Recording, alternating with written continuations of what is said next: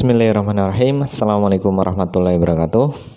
Alhamdulillahirrabbilalamin. Wassalatu wassalamu ala asrafil anbiya'i wal mursalin. Allahumma salli ala Muhammad wa ala ali Muhammad. Rabbi shrah li sadri wa yassir li amri wahlul 'uqdatam min lisani yafqahu qawli, amma ba'du. Baik, alhamdulillah kita berjumpa lagi walaupun dalam kondisi online ya. Jadi insya Allah pada pertemuan kali ini akan saya bahas mengenai bangsa-bangsa merpati, itik, entok, kemudian ada angsa dan juga puyuh. Baik, langsung saja kita bahas yang pertama mengenai bangsa-bangsa merpati. Untuk asal-usulnya sendiri, di merpati ini ternyata pertama kali didomestikasi itu pada zaman Neolitikum, kurang lebih sekitar 10.000 tahun yang lalu, atau dengan kata lain 8.000 tahun sebelum Masehi. Dan untuk asal dari merpati ini itu di Eropa, kemudian di Afrika Selatan dan juga di Asia. Untuk habitatnya sendiri atau tempat tinggalnya, merpati liar ini bisa ditemukan di daerah pesisir dan juga bisa ditemukan di daerah-daerah di mana manusia bermukim di daerah tersebut. Kemudian untuk distribusinya, merpati ini tersebar hampir di seluruh wilayah dunia, kecuali di Gurun Sahara, di Antartika, dan juga di dataran tinggi Arktik. Kemudian populasi di Eropa itu ternyata diperkirakan bisa mencapai 28 juta merpati. Merpati ini itu dia bisa terbang pada ketinggian 6.000 kaki atau bahkan bisa lebih dari itu, dimana yang perlu kalian ketahui satu kaki itu setara dengan 0,3 meter.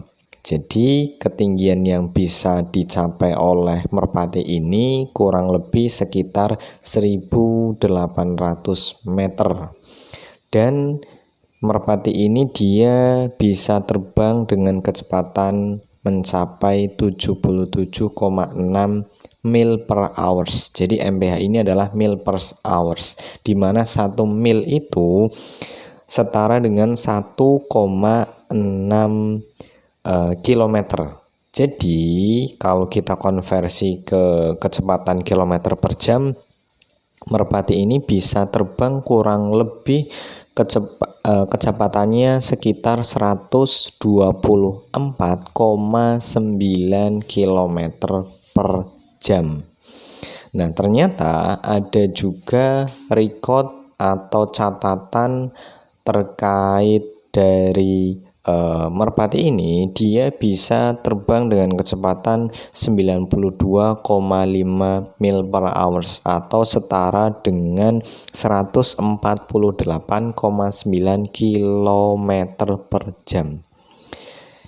Yang unik lagi, merpati ini dia bisa terbang antara 600 sampai 700 mil pada satu hari. Jadi dia bisa terbang sejauh itu. Itu luar biasa sekali. Dan tercatat juga ada penerbangan si merpati ini pada abad ke-19 bisa sejauh 7.000 mil dari Afrika dan juga ke Inggris dalam waktu 55 hari. Oke, terus kemudian ternyata merpati ini dia bernavigasi menggunakan sensor terhadap medan magnet bumi dan juga menggunakan matahari sebagai petunjuk arah. Yang uniknya, ternyata si merpati ini di bagian organ tubuhnya ada yang namanya magnetit. Magnetit ini dia berada di bagian paruh merpati. magnetit itu merupakan batuan bermagnet ya. Jadi fungsinya adalah sebagai GPS di merpati, sehingga merpati ini bisa mengetahui di mana posisinya terhadap kutub bumi. Kemudian selain ada magnetit di paruhnya, ada kriptokrom yang terdapat di mata merpati. Kriptokrom itu apa? Kriptokrom itu adalah protein di bagian retina yang ada di mata merpati, di mana fungsi dari kriptokrom ini sebagai reseptor medan magnet dalam mata merpati. Jadi keunikan yang dimiliki oleh merpati selain tadi ya adanya magnetit di paruhnya dan juga kriptokrom yang ada di retina matanya, ternyata si merpati ini dia juga bisa melihat sinar ultraviolet, di mana sinar ultraviolet ini tidak bisa dilihat oleh manusia ya. Sehingga layak tadi si merpati ini dilibatkan dalam misi pencarian dan penyelamatan. Oke, terus kemudian untuk tujuan pemeliharaan merpati ini dia bisa dipelihara untuk 4 tujuan. Ada sebagai penghasil daging atau untuk konsumsi ya. Terus kemudian ada balap, ada juga pembawa berita atau pos. Yang terakhir adalah kesenangan atau hias. Nah, untuk gambarnya seperti apa? Ini bisa kalian lihat. Untuk yang tipe konsumsi, contohnya adalah ini yang di atas mondain ya. Jadi ada jenis mondain, kemudian ada carneo, ada king, dan juga stresser. Ini dia memiliki postur yang lumayan bulat ya, makanya wajar ditujukan untuk tujuan konsumsi. Terus untuk yang pos itu ada karir dan juga homer. Ini kaitannya dengan tujuan pos atau pembawa berita ya. Jadi ternyata ada keunikan di bagian matanya, layak untuk dijadikan merpati pos karena dia bisa terbang tinggi dan juga dengan kecepatan yang tinggi. Terus kemudian untuk tujuan hias ini banyak sekali ya. Ada Potter, kemudian ada Jacobin, ada Fantail, ada Lahore, ada Oriental Frill, Florentine, Modena, Cropper, dan juga Tumbler. Untuk Cropper ini dia unik ya, karena dia memiliki crop yang lumayan besar, sehingga kelihatan di bagian lehernya ini besar atau seperti bulatan seperti itu. Oke, terus kemudian selanjutnya kita bahas mengenai itik dan entok. Kalian tahu ya bedanya itik dan entok? Kalau itik itu dia postur tubuhnya lebih ramping dibandingkan entok. Terus kemudian itik itu dia lehernya lebih panjang daripada entok.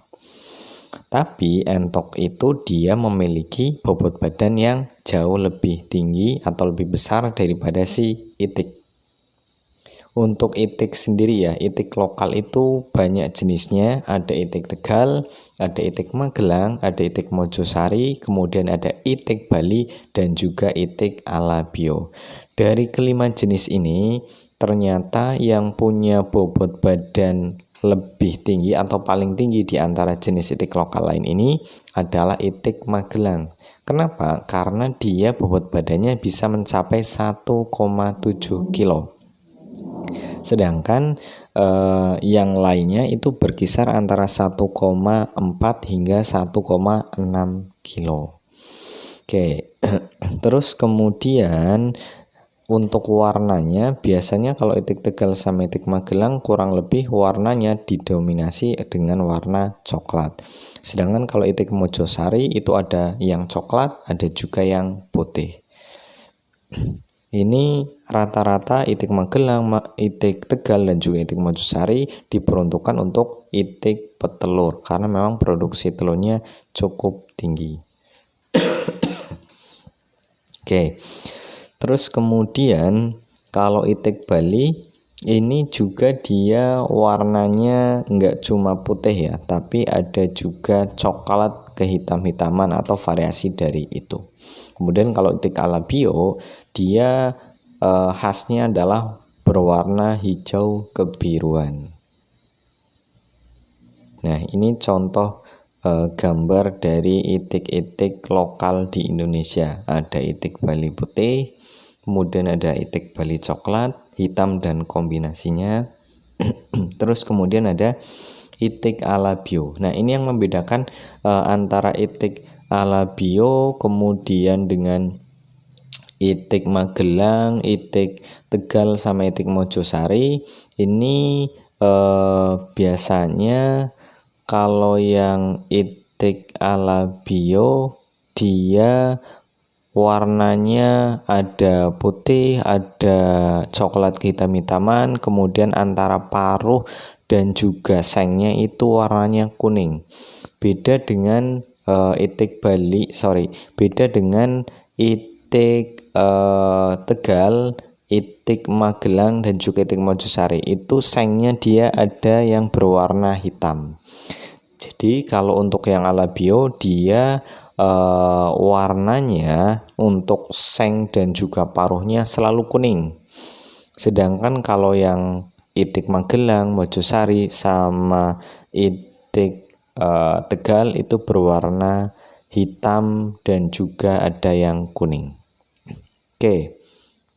Terus kemudian untuk membedakan antara jantan dan betina biasanya adalah dari suaranya. Suaranya yang lebih berat itu berarti dia terindikasi jenis kelaminnya adalah jantan. Maksudnya berat itu ngebas. Kalau suaranya agak cempreng itu biasanya adalah betina. Terus biasanya itik Tegal dan itik Magelang itu seperti ada kalung di bagian lehernya. Oke, nah ini salah satu contoh itik dari luar negeri, itik Peking ya. Ini dari Cina. Dia cocok untuk tipe pedaging karena memang dari postur tubuhnya dia terlihat lebih besar ya badannya. Kemudian ada juga itik Cayuga. Nah, untuk itik Cayuga ini warnanya kehijau-hijauan ya. Oke, terus kemudian nah ini ada itik Aylesbury. Warnanya hampir mirip dengan yang tadi ya, itik Peking. Tapi untuk Aylesbury ini kelihatan di bagian kakinya dia lebih buntek daripada yang itik Peking. Dan lebih panjang ya untuk badannya dibandingkan dengan yang Aylesbury. Oke, terus kemudian kita lanjut ke entok atau ada yang menyebutnya itik Manila atau istilahnya untuk latinnya adalah Muscovita. Ini berasal dari keturunan itik Brasil ya yang ada di Amerika Selatan. Kemudian warna bulunya ada yang putih, ada yang biru kehitam-hitaman atau hitam dan juga campuran dari warna keduanya. Nah, dia bobotnya kurang lebih bisa mencapai 4,5 kilo. Bedanya entok dengan itik, kalau entok ini dia ada karankulanya di bagian muka. Karankula itu seperti daging ya atau kulit yang menyelimuti bagian wajahnya. Ini ciri khas dari entok atau itik Manila. Nah, antara entok dengan itik yang pedaging tadi yang berasal dari luar negeri, ada itik Peking, ada itik Aylesbury. Ini ternyata kalau dibandingkan juga masih lebih besar itik Manila atau entok ya. Nah, entok ini juga sudah tersebar di Indonesia. Ini layak untuk dijadikan sebagai pejantan untuk persilangan itik dengan entok. Dulu saya juga pernah menyilangkan antara itik dengan entok. Kenapa kok perlu disilangkan? Karena ternyata ini ada referensi bahwa ketika silangan antara entok dengan itik itu bisa menghasilkan bobot badan yang lumayan tinggi dengan pertambahan bobot badan yang cukup signifikan dibandingkan dengan pelihara itik. Ini silangan itu bisa untuk tipe pedaging. Oke, nah sekarang kita beralih ke angsa ya. Angsa dan swan. Jadi angsa itu ada yang berleher panjang, ada yang berleher pendek. Kalau yang berleher pendek itu biasanya disebut soang atau ghost. Nah, sedangkan angsa yang berleher panjang itu dia disebut swan ya. Untuk swan sendiri itu biasanya dia karakteristiknya yang bisa terlihat jelas adalah lehernya yang panjang yang bisa membentuk huruf S seperti ini, yang di bagian tengah ini. Kemudian kalau yang angsa berleher pendek atau istilahnya adalah kita sebut soang ya di daerah Indonesia, atau nama Inggrisnya adalah ghost, itu dia lehernya lebih pendek daripada si swan.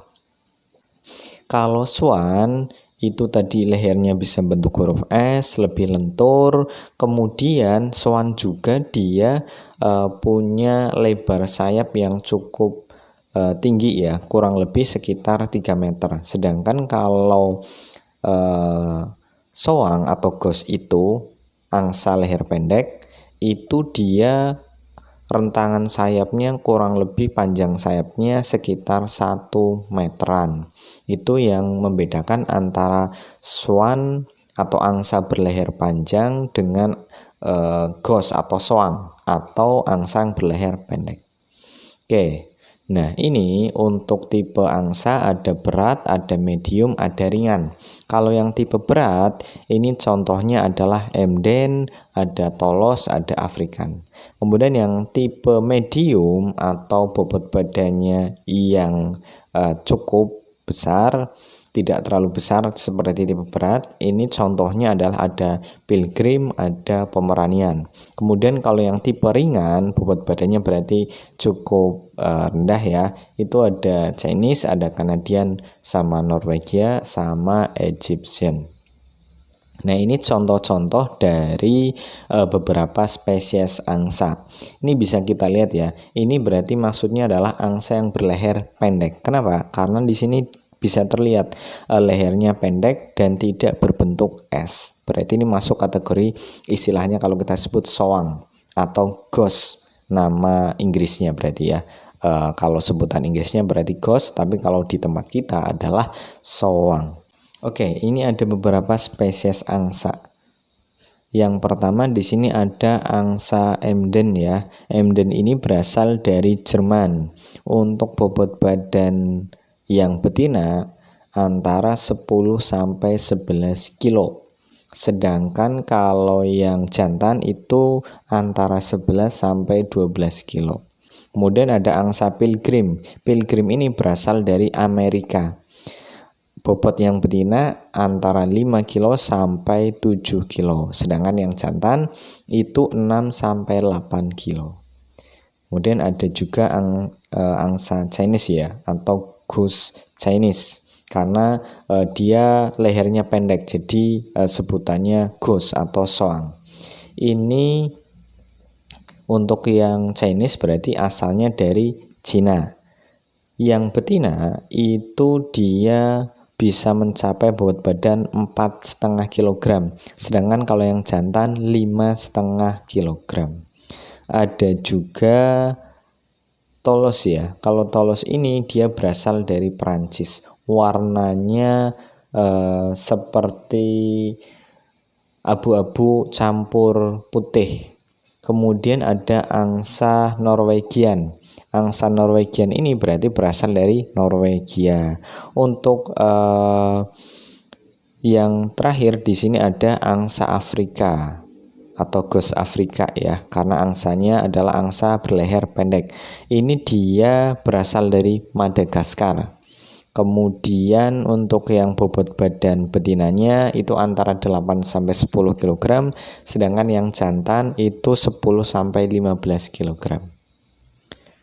Ini tadi sudah ya angsa Cina. Terus nah ini swan. Bisa kita lihat perbedaannya adalah yang lehernya bisa membentuk huruf S. Kemudian rentangan sayapnya jauh lebih panjang daripada angsa yang berleher pendek atau istilahnya gos. Oke, kemudian yang terakhir adalah puyuh. Nah, puyuh itu memang di Indonesia lebih dikembangkan untuk tujuan petelur ya. Karena untuk minat dari masyarakat cukup tinggi terkait telur puyuh itu sendiri. Nah, ini memang puyuh hampir terdapat di seluruh dunia. Kemudian yang paling banyak dikembangkan di Indonesia adalah jenis puyuh Jepang atau Cotonyx japonica. Kenapa kok yang dikembangkan di Indonesia untuk tujuan petelur adalah jenis itu? Karena memang produksi telurnya tergolong tinggi. Kemudian ciri-cirinya adalah warna bulunya campuran antara putih, coklat, hitam, dan abu-abu. Kalau untuk warna kerbang telur, dia bervariasi ya. Coklat tua, biru, putih. Bercak-bercaknya juga bervariasi. Oke, nah seperti ini untuk yang biasa dikembangkan di Indonesia untuk tujuan petelur. Oke, kalau jenis lainnya ada Bob White, ada Asian Blue Quail, ada puyuh gonggong Jawa. Ini biasanya terdapat di semak-semak di daerah yang masih banyak pepohonan atau di hutan-hutan. Oke, mungkin itu saja yang bisa saya sampaikan. Mudah-mudahan bermanfaat. Mohon maaf kalau banyak kurang dan salahnya. Saya akhiri. Wabillahi taufiq walhidayah. Wassalamualaikum warahmatullahi wabarakatuh.